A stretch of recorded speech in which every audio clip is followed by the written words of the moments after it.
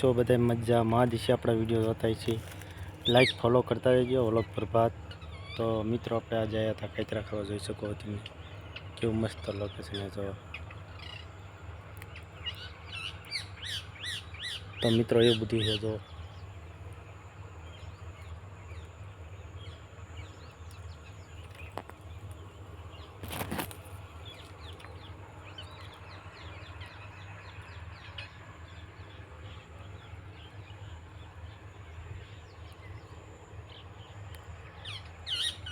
તો મિત્રો